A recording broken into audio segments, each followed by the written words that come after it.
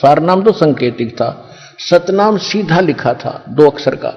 वो फिर परमात्मा ने दया करी, नानक साहब जी ने उसकी पूर्ति जब की, जब मर्दाना और बाला जी जो उनके परम भक्त उनके साथ रहते थे हरदम, एक बार समुद्र के ऊपर से जाने लगे श्रीलंका में जाने के लिए, तो नानक साहब जी ने कहा था कि आप वाहेगुरु वाहेगुरु जपो और मेरे साथ समुद्र पर आते रहो।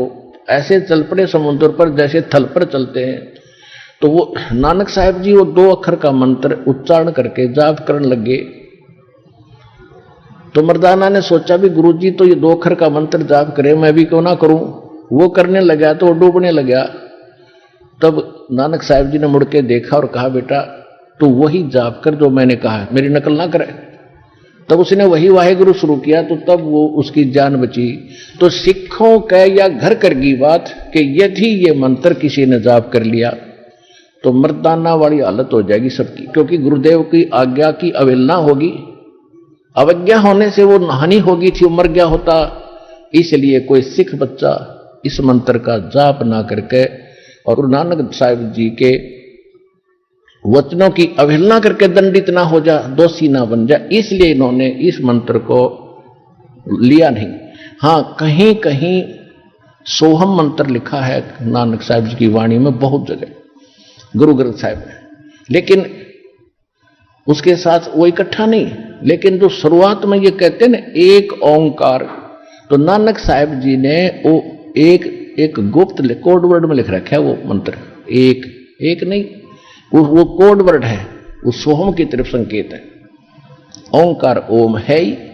तो इस प्रकार इन महापुरुषों, ये तो वो थे पीएचडी किए वे भक्ति के, तो ये आम विद्यार्थी, आम पढ़ने वाले विद्यार्थी कैसे पढ़ेंगे कोड वर्ड को, इन सदग्रंथों के गुड़ रहस्य को कैसे समझ सकते। फिर गुरु की क्या आवश्यकता थी।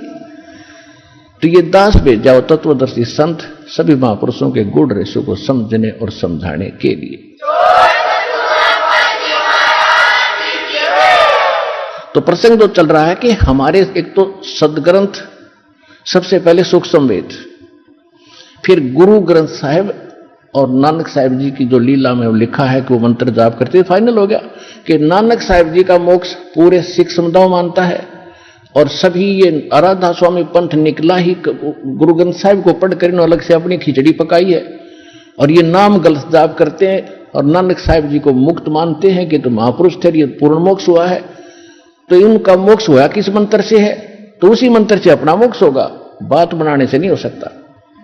उसके साथ साथ ये 2 अक्षर का मंत्र है, इसी का जाप किस किस ने किया। नामा छिपा ओम तारी पीछे सोहम भेद विचारी, सार शब्द पाया जद लोई, आवागवन बहोर ना होई। अब जो प्रसंग थोड़ा सा रह गया बीच में, 8वें अध्याय के 5 और 7 मंत्र में गीता ज्ञानदाता ब्रह्म कहता है कि मेरी भक्ति कर मुझे प्राप्त होगा और युद्ध भी करना पड़ेगा, काम भी कर और मंत्र भी जाप कर।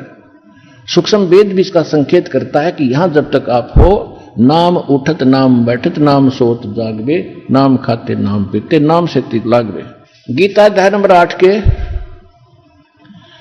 और श्लोक नंबर 5 और 7 में इसने अपनी बता दी मेरी भक्ति कर। 8, 9, 10 श्लोक में 8वें अध्याय के इसने कहा कि परम अक्षर ब्रह्म की जो भक्ति करता है उसको प्राप्त होता है, और उसके लिए उसने ऑप्शन छोड़ दिया तत्वदर्शी संत बताएंगे। तत्वदर्शी संत ही आपके पास है, अपना कल्याण कराओ और मुक्ति पाओ।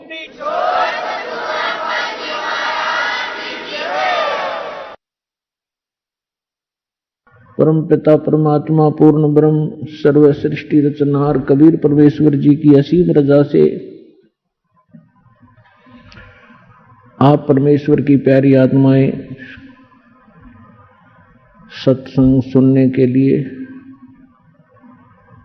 सतलोक आश्रम बरवाला जिला हिसार हरियाणा के अंदर उपस्थित हुए, और सौभाग्य उन पुण्यात्माओं का जिनको किसी भी माध्यम से परमात्मा का ये यथार्थ ज्ञान सुनने को प्राप्त होता है, किसी डीवीडी सीडी के माध्यम से, किसी पुस्तक के माध्यम से, तो पुण्यात्मा, जब तक हम सत्संग नहीं सुनते तब तक हमें यह पता ही नहीं होता कि हम जो कर रहे हैं इसका उद्देश्य क्या है। मनुष्य जीवन जो हमें प्राप्त हुआ इसका टारगेट क्या है। सत्संग प्राप्ति से पहले हम अपने जो भी दिनचर्या को पूर्वजों से देखते हुए कर रहे थे उसी को अंतिम मान रखा था, और जहां भी हम जाते थे किसी भी मित्र के पास, रिलेटिव नाती के पास या घर गांव अड़ोस पड़ोस में, तो सभी से हमें माया इकट्ठी करने की ट्रेनिंग मिलती थी, उसी की शिक्षा प्राप्त होती थी, जिस कारण से हमने माया ही इकट्ठी करना एक टारगेट बना लिया था, जीवन का उद्देश्य मान लिया था। जीवन के मूल उद्देश्य से हम वंचित थे। आत्मा के अंदर एक विशेष कसक उसी दिन से बनी हुई है जिस दिन से ये भगवान से बिछुड़ी थी, सतलोक से।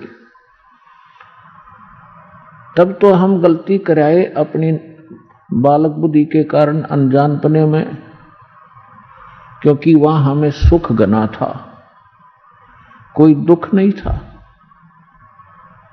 वहां दुख नाम की वस्तु नहीं थी। और यहां भी एक विशेष हमारे अंदर एक अवगुण है कि जब हम सुखी होते हैं परमात्मा से कोसों दूर होते हैं, और जब हम दुखी होते हैं तो परमात्मा को याद करते हैं।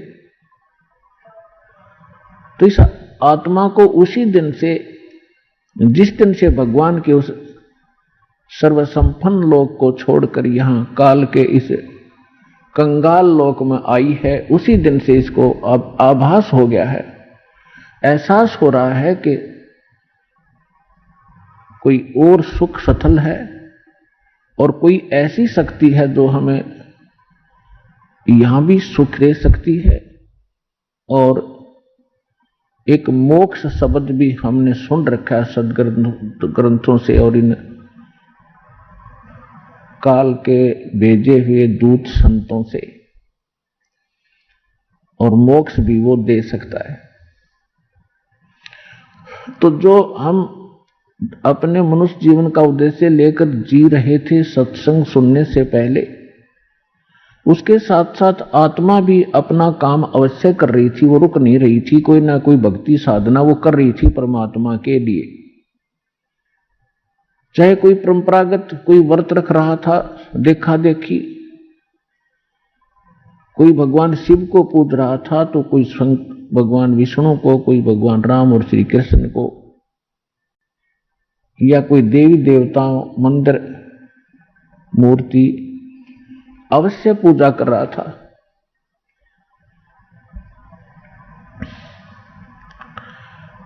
जब हमें सतगुरु मिले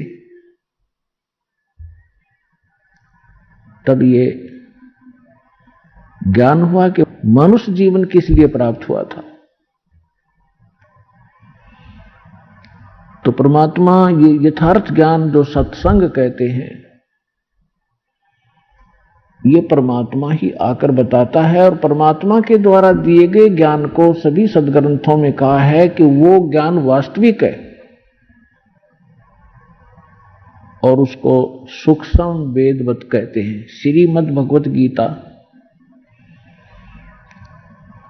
अध्याय नंबर 4 के श्लोक नंबर 25 से लेकर 32 तक गीता ज्ञान दाता कहता है कि कोई साधक तो देवताओं की पूजा करता है, कोई स्वाध्याय ही करता रहता है, कोई योग अभ्यास हठ योग आदि करके अपनी संतुष्टि कर लेता है, और ये समझ रहा होता है कि मैं जो साधना कर रहा हूं ये पाप नाशक है।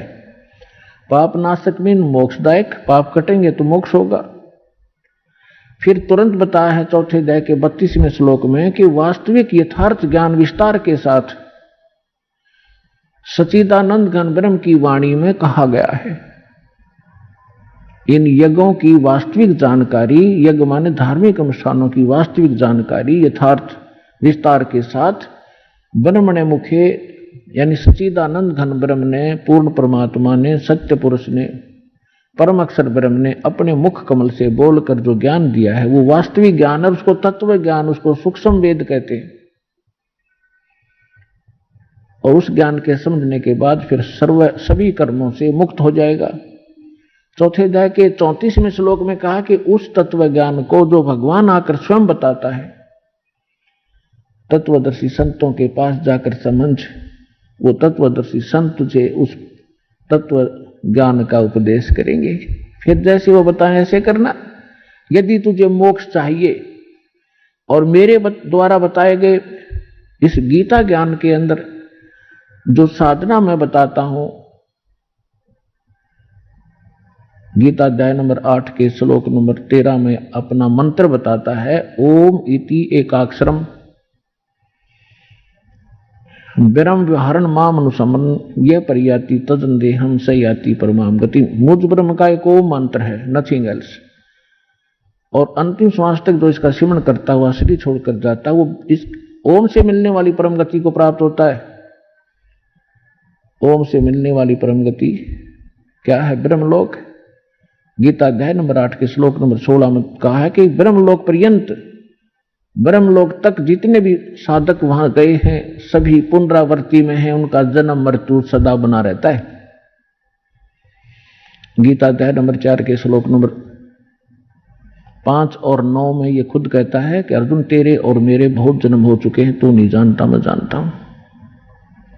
गीता अध्याय नंबर 2 के श्लोक नंबर 12 में, गीता अध्याय नंबर 10 के श्लोक नंबर 2 में ये स्वयं कहता है कि अर्जुन मेरी उत्पत्ति को ये देवता लोग नहीं जानते, क्योंकि ये मेरे से उत्पन्न हुए। और ऐसा नहीं है कि तू और मैं और ये सभी जो सैनिक हैं, जनता है, पहले ना जन्मे हो, और ऐसा नहीं कि आगे फिर जन्म ना होगा। इति सिद्धम गीता ज्ञानदाता भी नासवान है, इसकी जन्म मृत्यु होती है। इसलिए ये कहता जो ज्ञान मैं दे रहा हूं इसके आधार से तो जन्म मृत्यु सदा बनी रहेगी। और यदि तू जन्म मृत्यु से पूर्ण मोक्ष चाहता है तो सच्चिदानंद घन ब्रह्म ने जो ज्ञान दिया है अपने मुख कमल से, वो तत्व ज्ञान सूक्ष्म वेद है। उस सूक्ष्म वेद को उन तत्वदर्शी संतों से जाकर समझ। और उसके पश्चात कहां जाएगा? गीता अध्याय नंबर 15 के श्लोक नंबर 4 में, गीता अध्याय नंबर 15 के श्लोक नंबर 1 से 4 में स्पष्ट किया है, तत्वदर्शी संत की पहचान भी बताई है कि उल्टे लटके हुए संसार रूपी इस वृक्ष के सभी विभाग जो बताएगा, तना कौन है, डार कौन है, शाखा कौन है, पत्ते क्या है, सवेदवित वो तत्वदर्शी संत है। उसके पश्चात परमेश्वर के उस परम पद की खोज करनी चाहिए जहां जाने के बाद साधक फिर लौट कर कभी संसार में नहीं आते, उनका पूर्ण मोक्ष होता है। गीता अध्याय नंबर 18 के श्लोक नंबर 62 में कहा कि अर्जुन तू सर्वभाव से उस परमेश्वर की शरण में जा, सच्चिदानंद घन ब्रह्म की शरण में जा, उसकी कृपा से ही तू परम शांति को और सनातन परम धाम को प्राप्त होगा, जहां जाने के बाद फिर लौटकर कभी संसार में जन्म मृत्यु में नहीं आएगा। तो जो प्रसंग चल रहा है कि यथार्थ ज्ञान परमात्मा ही स्वयं आकर बताते हैं, वो परम अक्षर ब्रह्म चारों वेदों में, और चारों वेदों का निष्कर्ष श्रीमद् भगवत गीता में, इनमें इनकम्प्लीट नॉलेज है, इनकम्प्लीट स्पिरिचुअल नॉलेज है, आध्यात्मिक ज्ञान है। जैसे मैट्रिक तक का जो सिलेबस होता है वो गलत नहीं होता, लेकिन वो एमए, बीए और बीएससी में काम नहीं आता।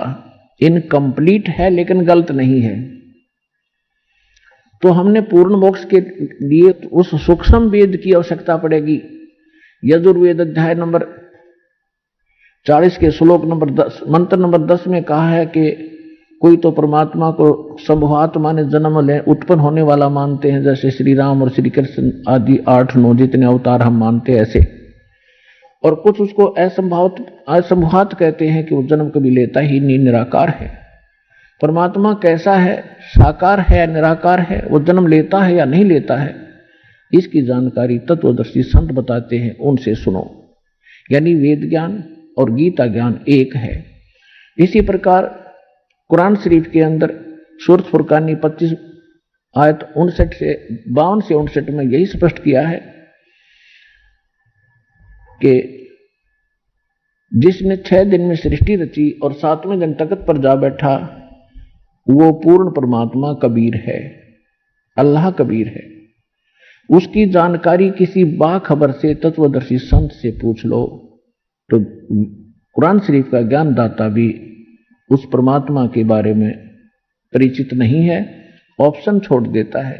इसलिए कुरान शरीफ का ज्ञान भी इनकम्प्लीट है, रॉन्ग नहीं है। अब सूक्ष्म वेद में क्या बताया है? परमेश्वर से प्राप्त ज्ञान के आधार से श्री आदरणीय गरीबदास साहिब जी ने ऋग यजुर्साम अथर्वणम, ये चारों वेद चतुर्भंगीरे, सूक्ष्म वेद साहेब का बाचे, सोए कहिए सतसंगी रे। ऋग यजुर्साम अथर्वण, ये चारों वेद चित्तभंगी रे, ये आपको यथार्थ ज्ञान ना दे करके आपके मन को भ्रमित किए रहते हैं, शंकाओं में डाले रहते हैं, क्योंकि ये इनकम्प्लीट नॉलेज है। और सूक्ष्म वेद साहेब का बाचे, सोए कहिए सतसंगी रे। तो सूक्ष्म वेद में परमात्मा ने स्वयं आकर के क्या बताया है? मानुष जन्म दुर्लभ है,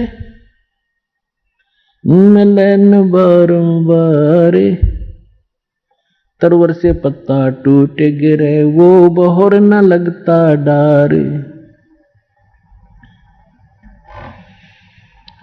मानुष जन्म पाए कर, जो नहीं रटे हरि नाम, जैसे कुआ जल बिना फिर बनवाया क्या काम। अब मनुष्य जीवन का जो उद्देश्य हम लेकर जी रहे थे, और जब तत्व ज्ञान होता है उसके बाद हम हमारे जीने का उद्देश्य क्या होता है, उसमें दिन और रात का अंतर हो जाता है। परमात्मा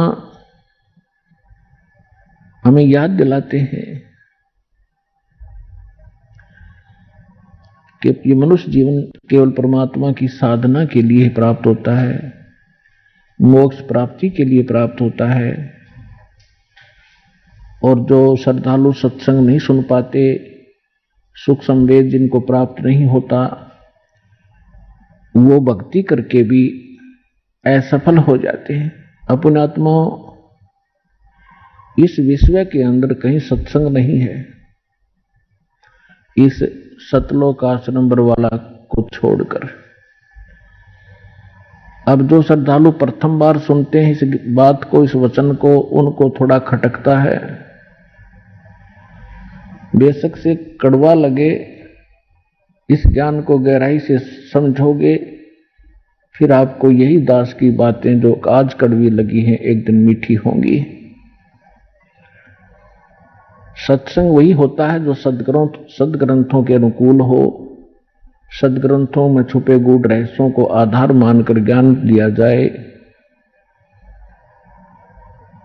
और सूक्ष्म वेद जिसका आधार हो। तो दास के पास वो सूक्ष्म वेद उपलब्ध है। सूक्ष्म वेद कबीर वाणी कहलाती है, कबीर सागर कहलाता है, कबीर बीजक, कबीर जी की साखी, कबीर शब्दावली, कबीर जी के दोहे शब्द, ये सभी मिलाकर के सूक्ष्म वेद है, सूक्ष्म वेद है। ये तत्व ज्ञान है। लेकिन तत्व ज्ञान को समझना भी कोई बालकों का खेल नहीं है।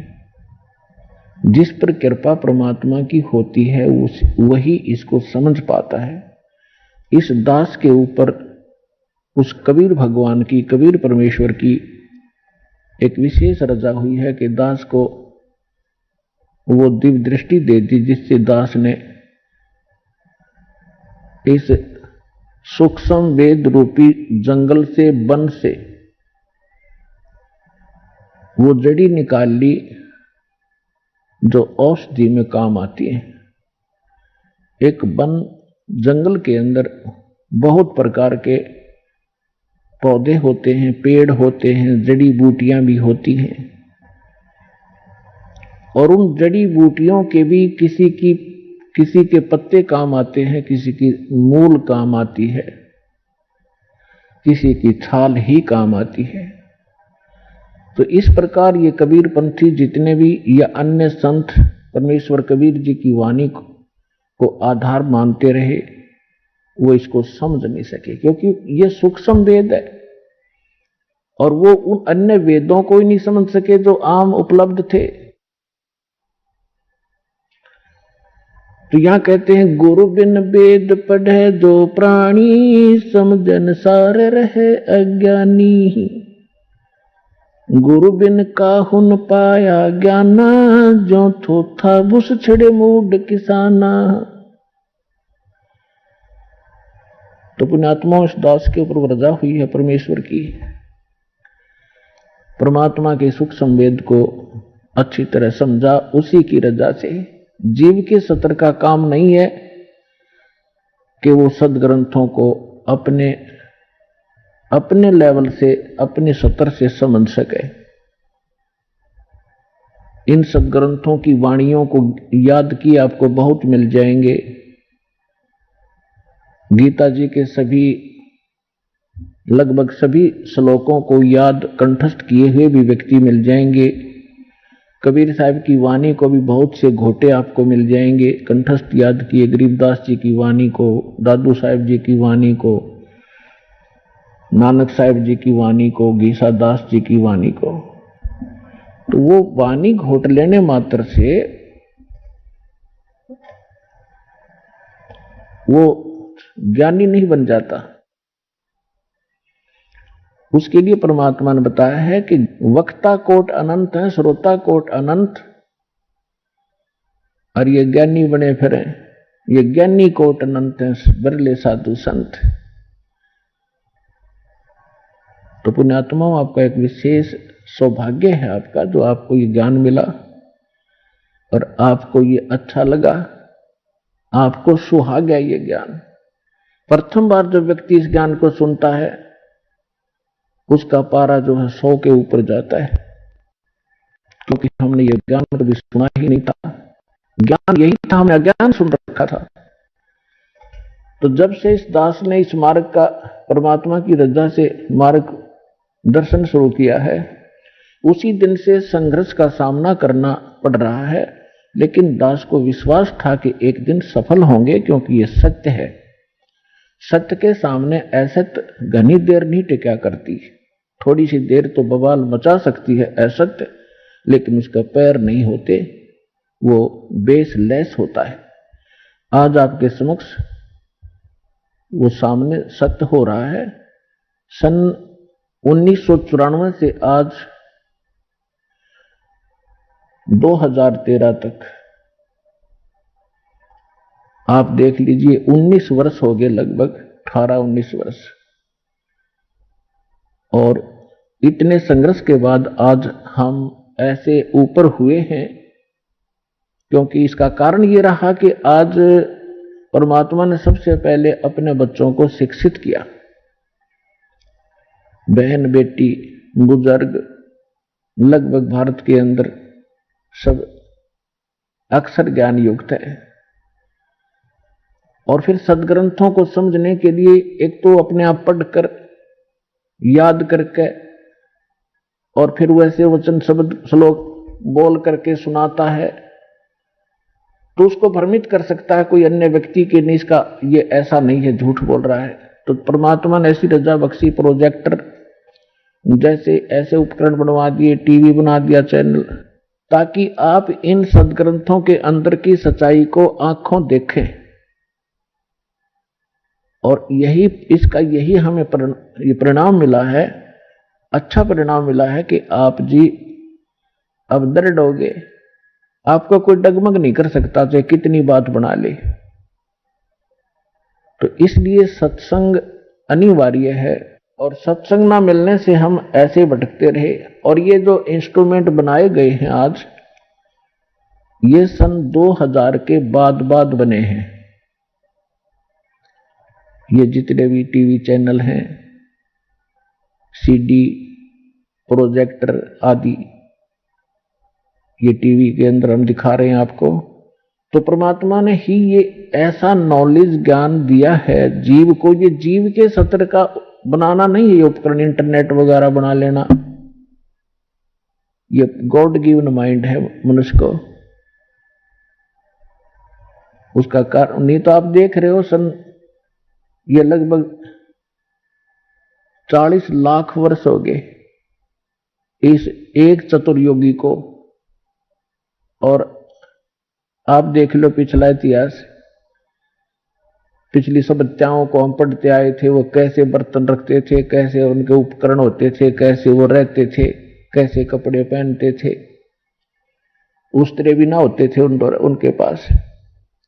तो कारण ये है कि इस विज्ञान को पाकर हम भूल तो गए कि बड़ी बड़ी तरक्की कर ली विज्ञान ने, ये तो अपने नाश का कारण बना लिया, क्योंकि इसमें थोड़ी सी चतुरता आ गई हमारे अंदर विद्या प्राप्त करके। और चतुरता हमें भगवान से दूर करती है, अभिमान पैदा करती है। छोटी बड़ी पोस्ट बनाकर हम अभिमानी बन गए, और भगवान के मार्ग में अभिमान सबसे बड़ा दुश्मन है, शत्रु है।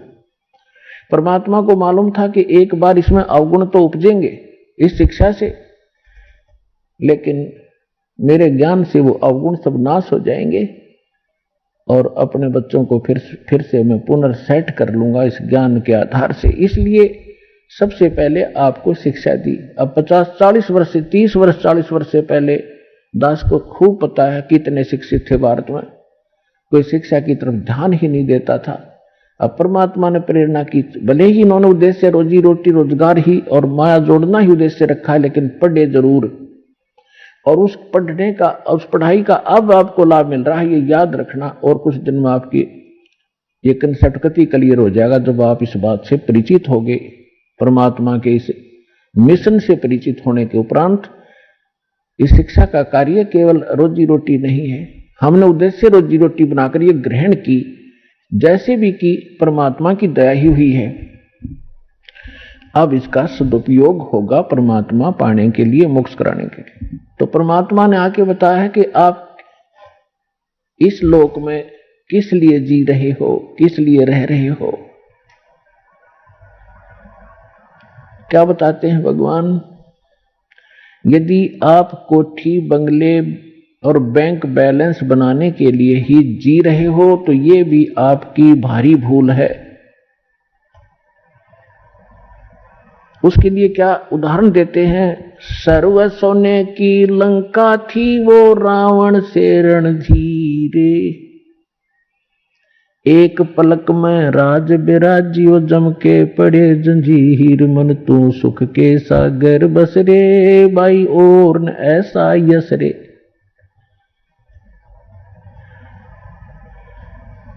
कि यदि आप एक 10-20 लाख रुपए बैंक में इकट्ठे भी कर लोगे और एक सुंदर कोठी बना भी लोगे तो के कला टूट गया, कल मृत्यु हो जाएगी, फिर अगले दिन गधा बन जाएगा, वह कोठी यहीं खड़ी रहेगी, कोई और बैठेंगे, आप पशु बनकर धक्के खा रहे होगे। तो खाक ये महिमा है। तो परमात्मा कहते हैं और न ऐसा यश रहे। यश माने महिमा, बड़पन, महानता, प्रभुता। तो ये जो आप यहां ये कोठी बंगले बनाकर, लंबी लंबी गाड़ी कार लेकर, खरीद कर या महिमा बनाना चाहते हो, ये आपकी महामूर्खता है। क्योंकि मनुष्य जीवन जिसको प्राप्त है वो विद्यार्थी है। ये अलग से आपको पोशाक मिली है, ड्रेस मिली है, जैसे विद्यार्थियों को अलग से पोशाक होती है।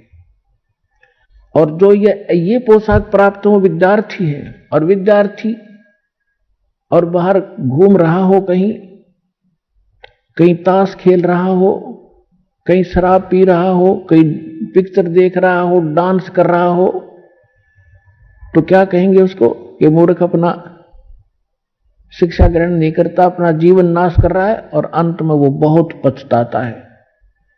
तो जिन भी पुण्यात्माओं, जिन भी आत्माओं को आज मानव शरीर प्राप्त है, नर या नारी का, वो महापुण्यात्मा है। उनके पिछले पुण्य नंबर इतने अच्छे हैं कि उनको परमात्मा पाने वाले इस विद्यालय में प्रवेश प्राप्त हो गया। और विद्यार्थी अपने शिक्षा काल में और बकवाद करता है, अंडरस्टूड है, वो क्या लेकर जाएगा, क्या खटेगा, वहां से अपना जीवन नाश करेगा। उन आत्माओं, आप इस मनुष्य जीवन को और इस परमात्मा के ज्ञान को सहज में मत लेना। ये किसी डूम बाट के गीत नहीं है, और यहां कोई उद्देश्य किसी हमने अपना ये नहीं रखा है कि कोई इनकम बनाने के लिए आपको यहां बुलाया और समझाया जाता, बैठाया जाता है। आपके ऊपर एक भयंकर संकट है जन्म और मृत्यु का, और इस जीवन के अंदर भी आपके प्रारब्ध में, आपकी किस्मत में ना जाने कितने कष्ट आपके ऊपर आने वाले हैं। उन सभी का निवारण यहां से होगा, इस कबीर भगवान से। आपको इसलिए बुलाया जाता है। ये किसी डूम भाट के गीत नहीं है। परमात्मा हमारे लिए भटक रहे थे और भटक रहे हैं 120 वर्ष तक, किसी के डले खाए, जुलाहा कवाए, धानक और कोई कुछ कहा करता, और वो इस अनमोल ज्ञान का प्रचार किया करते थे। एक एक दिन में 1,000 जगह प्रकट होकर के परमात्मा आज के टीवियों जैसा काम किया करते थे, जिस कारण से उस परमात्मा के उस काशी वाले कबीर दुल्हा के 64 लाख से हुए थे। लेकिन उस समय गलती हमसे यही रही कि हम शिक्षित नहीं थे। परमात्मा की शरण में आते ही हमें सुख बहुत हुआ करते थे, हमारे कष्ट निवारण होते थे, और हम 20 जगह जाकर के गुणगान किया करते थे कि परमात्मा ये बहुत बड़े महान संत हैं, इनका उपदेश लेते ही हमें बड़ा सुख हुआ। ऐसे वो दयालु हैं, क्योंकि उनसे अपने बच्चों का दुख देखा नहीं जाता, और वो कोई ना कोई कारण बनाकर कहीं ना कहीं प्रकट हो जाते थे। तो उस समय ऐसी कन्वेंस नहीं थी, ऐसा जैसे कहीं भी आज तो जैसे कोई ये कहे कि परमात्मा वहां सत्संग कर रहे थे, कहाँ, चूरू जिला में 1000 शहरों में, 1000 गांवों में तो प्रकट होंगे। तो उसी समय मोबाइल पे फोन कर दे कि यहां भी सत्संग हो रहा है, वहां भी सत्संग हो रहा है, वहां खड़े थे गुरुजी, वहां खड़े थे। तो एक जादूगर बनाने लग जाएंगे आज के लोग, जादूगर कहने लग जाएंगे, मानना तो दूर रहा। तो इसलिए परमात्मा ने टेलीविजन बनाए, ताकि एक जगह मेरा दास मेरी महिमा गावेगा और करोड़ों जगह जाकर के वो ज्ञान सुनावेगा, टीवी के माध्यम से सबको पता लग जाएगा। तो उस समय परमात्मा आए थे, हमारे लिए भटक रहे थे, हम दुखी थे, हमें सुखी किया। प्रथम मंत्र देकर हमें इतना धनी बना दिया कि अभी तक आप मनुष्य जीवन प्राप्त करते भी आ रहे हो, सन 1398 से आज तक। और मनुष्य का जीवन 2 प्रकार से प्राप्त होता है। एक तो टर्न वाइज होता है, जो 83 लाख योनियों का दुख भोग कर उसको एक मनुष्य जीवन तो मिलता ही मिलता है। और दूसरी प्रकार का ये होता है, जैसा कि पिछले जन्मांतरों के शुभ संस्कारों से लगातार 10, 20, 50 जन्म भी मनुष्य के हो जाते हैं। और यदि उन मनुष्य जीवन में कोई संत और सतगुरु नहीं मिले, तो फिर वो प्राणी 84 लाख योनियों के उस कष्ट में चला जाता है, उस चक्कर में गिर जाता है। तो आपके ऊपर 600 वर्ष पहले परमात्मा मेहर कर गए थे। आप वही आत्माएं हैं। देखो कौन कहां से आ रहा है। हरियाणा हमारे सबसे निकट है, इसके अंदर हम रह रहे हैं। यहाँ के लोग कितने आ रहे हैं और बाहर से कितने बच्चे आ रहे हैं परमात्मा के। तो जहां जहां भी वो पुण्यात्मा जो 64 लाख सन 1398 से सन 1518 तक परमात्मा के संपर्क में आए, उनको आशीर्वाद प्राप्त हुआ, तो वो बैटरी चार्ज कर गई आपकी। तो वही बैटरी चार्ज आज तक काम कर रही है कि आपके अंदर परमात्मा की तड़प भी है। आप रह नहीं सकते भगवान के बिना। कोई कुछ साधना कर रहा था, कोई किसी संत के फंसा हुआ था, कोई कहीं गया हुआ था। तो वही बच्चे जो जहां जहां भी जन्मे, वो तो पहले आएंगे ही आएंगे। 64 लाख तो आने ही आने हैं। उसके बाद अब परमात्मा का आदेश है, वचन है कि जितने भी जीव हैं और जिनको मानव शरीर प्राप्त होता रहेगा वो इस तत्व ज्ञान से और सत नाम से परिचित होकर के, ज्ञान प्राप्त करके, नाम लेकर के वो सभी मुक्त होंगे। अब वो फिक्स समय जो था वो आया हुआ है।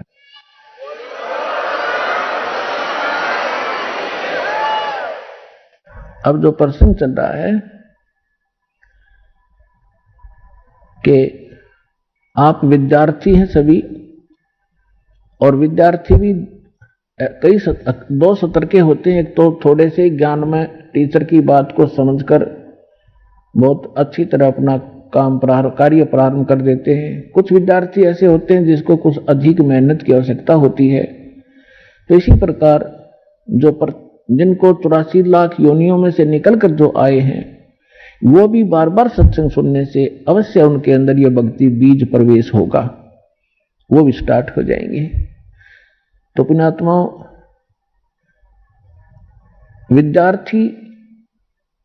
जो विद्यार्थी विद्या काल के अंदर शिक्षा समय में अपना प्रतिदिन का जो क्लास वर्क होता है या होमवर्क होता है वो नहीं करता है, तो फिर वो आगे जाके फेल हो जाता है। और फेल होने के बाद फिर वो आगे चल के जो उसके जीवन में संकट उसके ऊपर आते हैं वो असहनीय होते हैं। ये दास जूनियर इंजीनियर की पोस्ट पे हरियाणा सरकार के अंदर कार्यरत था। वहाँ हमारा भी कार्य हो रहा था नहर का, और साथ में रोड भी बन रहा था।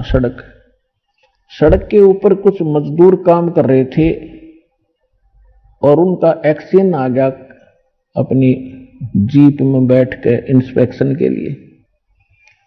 उसके चले जाने के बाद एक व्यक्ति वहां खड़ा हुआ कह रहा था, जो मजदूर था, कि ये जो एक्सीडेंट है इसका ये नाम है, ये उस गांव का रहने वाला है और ये मेरा सहपाठी था। हम इतने समय तक इकट्ठे पढ़े थे। मेरे क्रम फूट गए, मेरे भाग फूट गए, मैं आगे पढ़ा नहीं, मैंने बकवाद करी और ये शिक्षा प्राप्त करके आज एक्सीडेंट बन गया, गाड़ी में चलता है और मेरे बच्चे भी यहाँ रेत में पड़े हुए हैं। तो यहां परमात्मा कहते हैं, आछे दिन पीछे गए, गुरु से किया ना हेत, अब पछतावा क्या करे, यह चिड़िया चुगी खेत। तो पुण्यात्माओं, जो इस मनुष्य जीवन को प्राप्त करके और भक्ति नहीं करेंगे, बुराइयों से नहीं बचेंगे, तो वो ऐसे पछताएंगे। नेक्स्ट जीवन उनका कुत्ते गधे सूअर का होगा। आपने देखा होगा गली में कुत्ते रात्रि में ऊपर को मुंह करके रोते हैं। आत्मा तो वही है जो अफलातून पा करी थी, भगवान भक्ति करीनी माया जोड़ में लगे रहे, महल के बाहर खड़ा गली में पड़ा हुआ रो रहा है, ऊपर से वर्षा हो रही है, ओले आ जाते हैं, शीत लहर चल रही होती है और वहां गेंडली मार के इकट्ठा हुआ किसी गाड़ी के नीचे टाइम पास कर रहा है। जब मनुष्य शरीर था तो उसने कभी सपने में भी ना सोचा होगा कि ऐसी आपत्ति आवेगी। तो पुण्यात्माओं, परमात्मा बताते हैं और परमात्मा से परिचित जो संत वो हमें शिक्षा देते हैं। मानुष जन्म दुर्लभ है, ये मिलन बारंबार, तरवर से पत्ता टूट गिरे, वो बहोर न लगता डारे। वो पृथ्वी पति चकवे गए, जिनके चक्र चलनते, रावण सरीखे कौन गण, ऐसे गए अनंते। परमात्मा की भक्ति जिन्होंने नहीं की, अपने संस्कार से चाहे सारी पृथ्वी का शासक भी बन गया, अंत समय में उसको क्या लाभ हुआ? 84 लाख योनियों में कहीं कुत्ता गधा सुअर की योनि में अपना कष्ट भोग रहा होता है। राम नाम रटते रहो, राम नाम रटते रहो, जब तक घट में प्राण, कभू तो दीन दयाल के बनक पड़ेगी कान।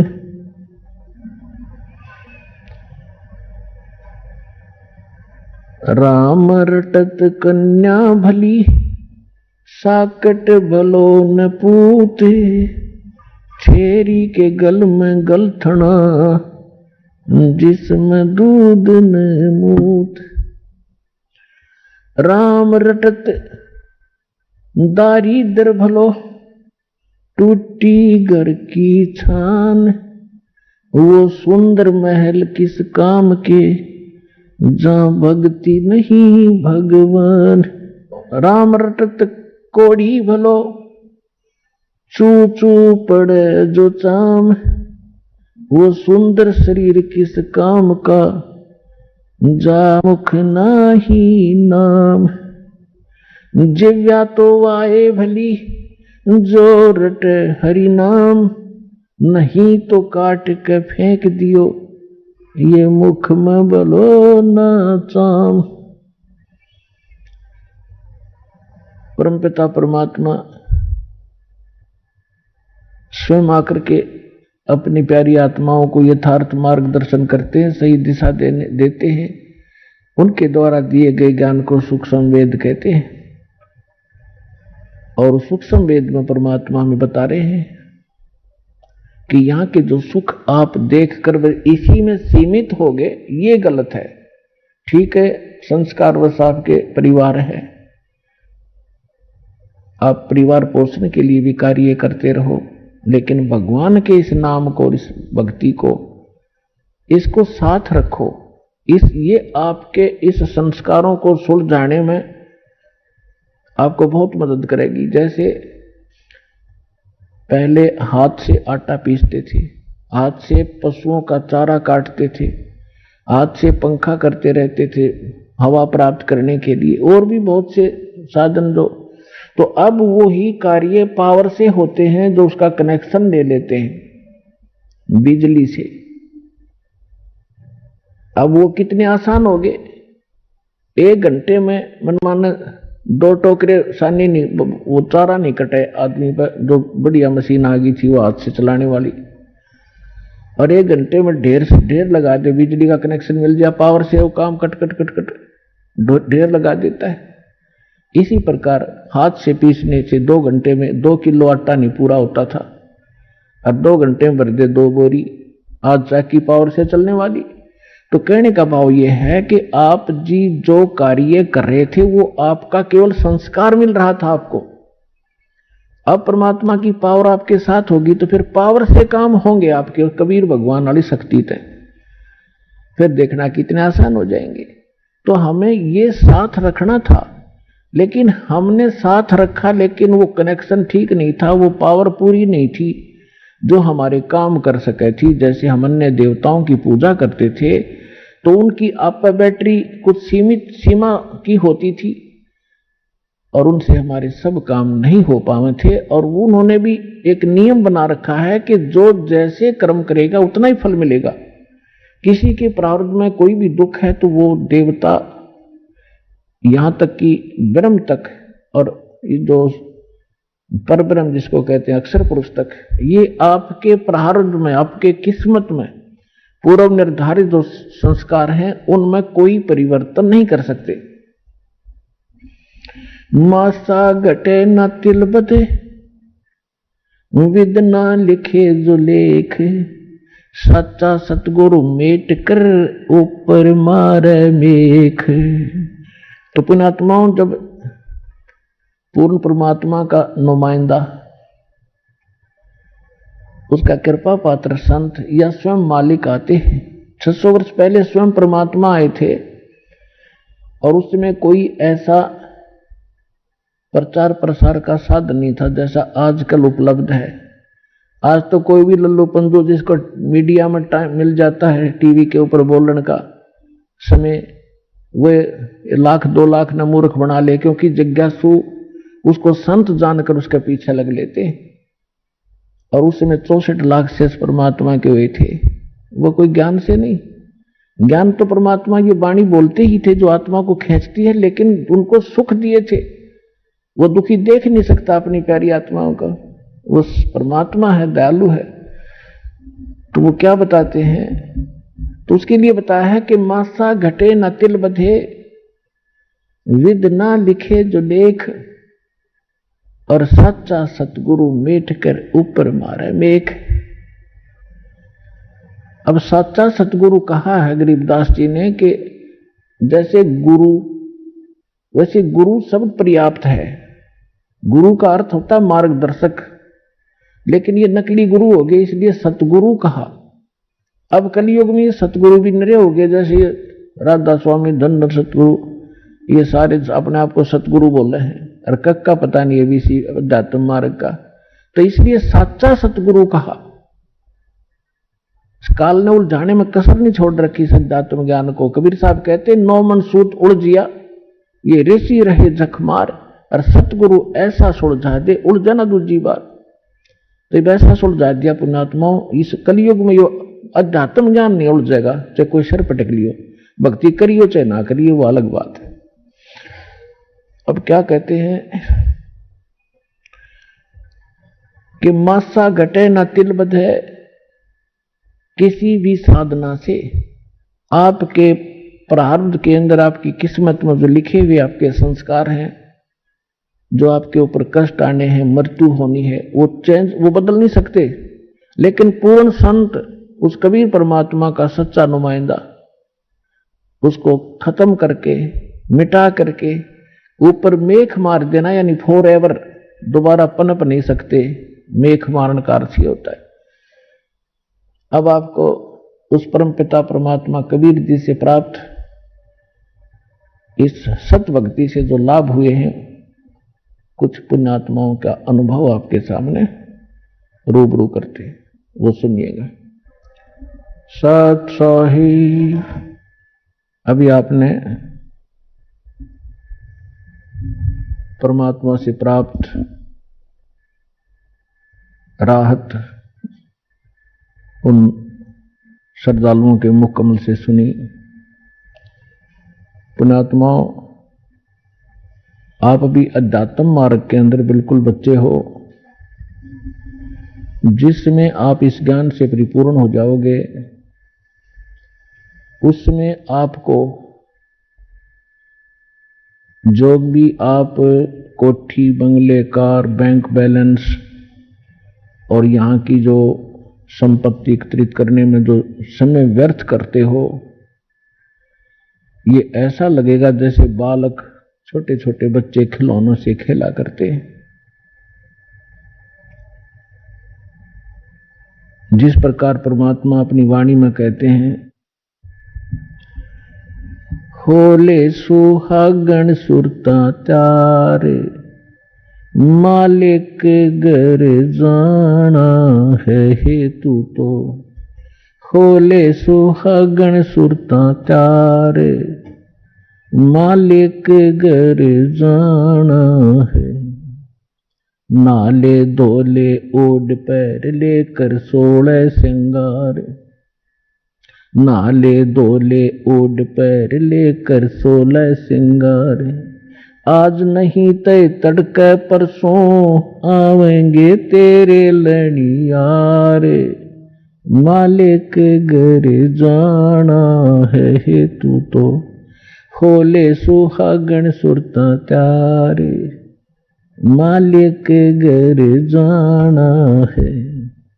आइए अब हम उन श्रद्धालुओं के अनुभव जानते हैं जो जगत गुरु तत्वदर्शी संत रामपाल जी महाराज जी से दीक्षा प्राप्त कर चुके हैं तथा उनके द्वारा बताए गए भक्ति मार्ग पर चल रहे हैं। नमस्कार सर। नमस्ते सर। सर क्या नाम है आपका?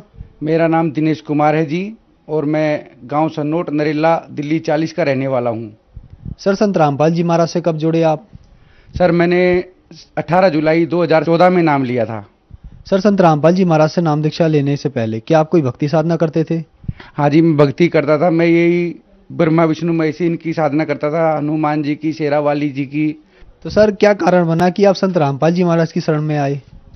सर मैं इनकी पूजा कर करके इतना बेकार हो लिया था कि बिल्कुल कि पागल जैसा हो गया था। मेरे काम धंधे बिल्कुल छूट गए थे, कोई काम नहीं था, कोई भी मजदूरी भी नहीं मिलती थी। तो मैं बहुत ही परेशान हो गया था, बिल्कुल पागलों की तरह मेरा हाल हो गया था।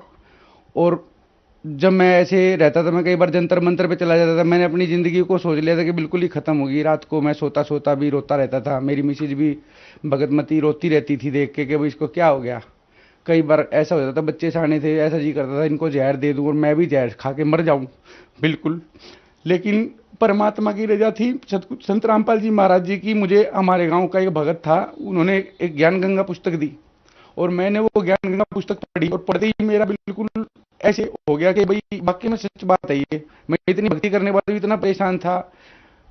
भरी उसमें गरीब गर्मियों में हनुमान जी का चूरमा बना के ले जा करता, बिल्कुल पसीने पसीने होके, कच्चे कच्चे में बिल्कुल इतना परेशान था। और वहां पे बंदर खाते भी नहीं थे, सूंघ के भगा देते थे। मेरा बहुत खून फूकता था कि मैं चाय भी पीने के पैसे नहीं घर में और यहाँ पे ये ऐसे कर रहे हैं। तो मैं सोचता था भाई मेरा भला नहीं होगा कभी भी जिंदगी में। लेकिन वो ज्ञान गंगा पढ़ने के बाद मैंने उनसे बोला भाई मुझे नाम दीक्षा लेनी है और मैं बताऊँ कब चलूँ आपके साथ, नॉलेज जब सत्संग होगा और वहाँ पे चलेंगे। तो हम चले गए जी। 18 जुलाई 2014 को हम सतलोक आश्रम जिला हिसार में हम गए और वहाँ पे जाके मैंने नाम दीक्षा ली संत रामपाल जी महाराज जी से।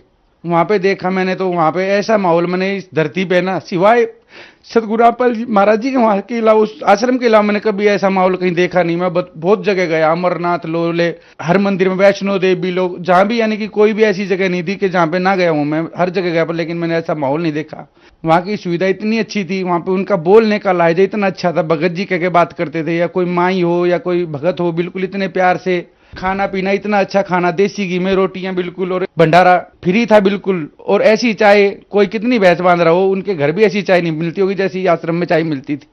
और चाय के साथ बिस्किट भी। और जो किसी को हारी बीमारी होती, चाहे दलिया खाओ, चाहे खिचड़ी खाओ, चाहे दूध से खाओ, चाहे दही से खाओ, चाहे सब्जी से लो, कैसे ही लो, कि मैंने इतनी सुविधा, इतना वो कहीं नहीं देखा आज तक। नाम दीक्षा लेने के बाद संत रामपाल जी महाराज जी ने बताया कि बेटा इसकी भक्ति ऐसे मर्यादा में करना, और फिर देखना अपने लाभ भी और तुम्हारे पाप कर्म भी कटेंगे, और फिर तुम्हें ऐसा सुख हो जाएगा जो आपने कभी सोचा भी नहीं होगा। सर, आपके बताए अनुसार आपके ऊपर दुखों का पहाड़ टूट गया था। आपने बताया कि आपको कहीं उम्मीद नहीं थी कि मैं कहीं से भी ठीक हो जाऊं। फिर आपने ज्ञान गंगा पुस्तक पढ़ी और फिर आप संत रामपाल जी महाराज से नाम दीक्षा लेकर आए। सर, ज्ञान गंगा में ऐसी क्या बात है जो भी उसको पढ़ता है तो उसको लाभ होने लगते हैं और वो संत रामपाल जी महाराज से नाम दीक्षा ले लेता है? ऐसा क्या है उस पुस्तक में? सर, उस पुस्तक में ऐसा बहुत कुछ है कि उसमें सत भक्ति और जितना भी प्रमाण है ना, सब हर चीज से प्रमाणित वो पुस्तक है। बाइबल से, पुराण से, वेदों से। और जो उसमें जो कहानी लिखी बिल्कुल एकदम सच लिखी हुई है कि भाई पुस्तक पढ़ने से ज्ञान गंगा मेरे बिल्कुल ये लगा लो दिमाग के बिल्कुल तार तार हिल गए कि ये सारी सच्चाई बिल्कुल इस पुस्तक में है। सर, ज्ञान गंगा पुस्तक ऐसी जादुई पुस्तक है, अगर उसको आप एक बार पढ़ लो या घर में भी रख लो ना, तो भी उस घर में सुख आना तो मामूली सी बात है। सर, हम अगला सवाल पूछते हैं आपसे।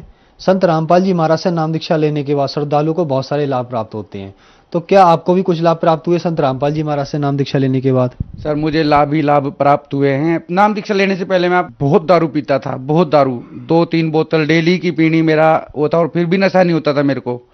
उसके बाद में 1-2 गांजे की चिलम भी पी जा करता, क्योंकि मेरा होटल था, होटल पे काम करते थे बहुत लड़के, 6-7 लड़के, और वे गांजा वगैरह पीते थे, तो मैं उनका गांजा भी पी जा करता। इतना नशेड़ी था मैं बिल्कुल ही कि देखने वाले क्या करते, भाई उड़ा लिया। पुलिस वाले तो मेरी शक्ल देख के ही हट जा करते कि भाई ये तो बहुत नशेबाज है और आती लत्ते फाड़ देगा, इतना वो करता था मैं।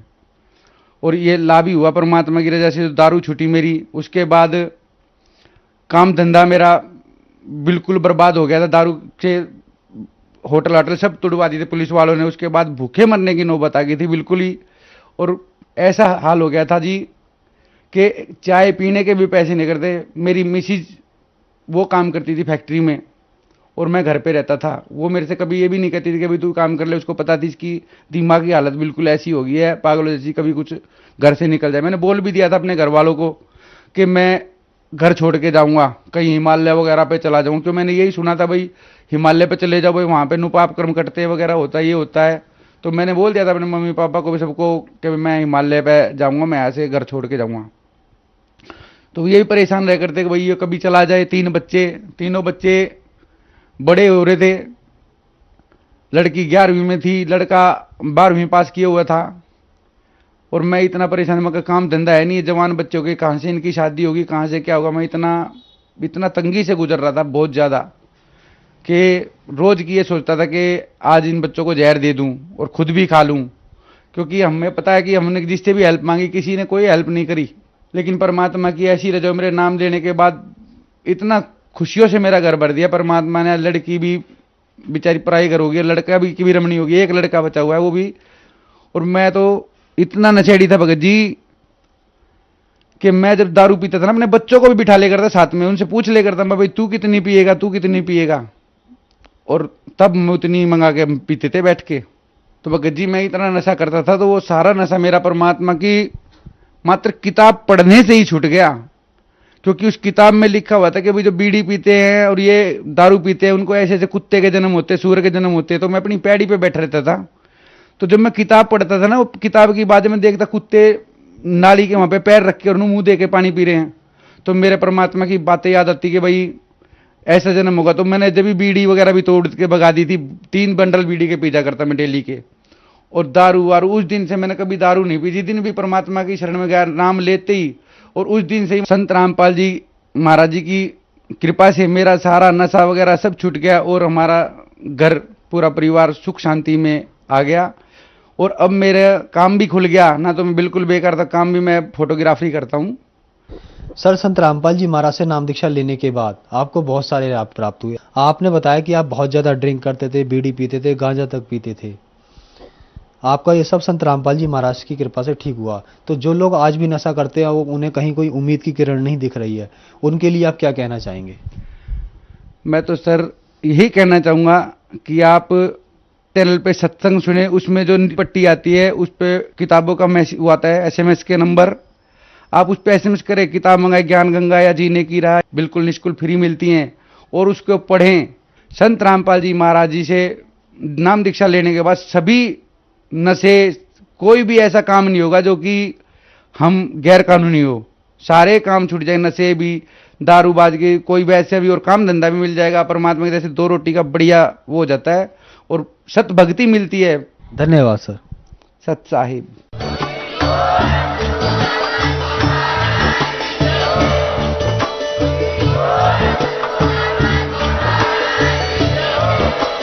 आप सुन रहे थे जगत गुरु तत्वदर्शी संत रामपाल जी महाराज जी के मंगल प्रवचन। अधिक जानकारी के लिए विजिट कीजिए हमारी वेबसाइट www.jagatgururampalji.org। संत रामपाल जी महाराज जी के शुभ आशीर्वाद से पूरे विश्व भर में 500 से भी ज्यादा नाम दीक्षा केंद्र हैं, जिन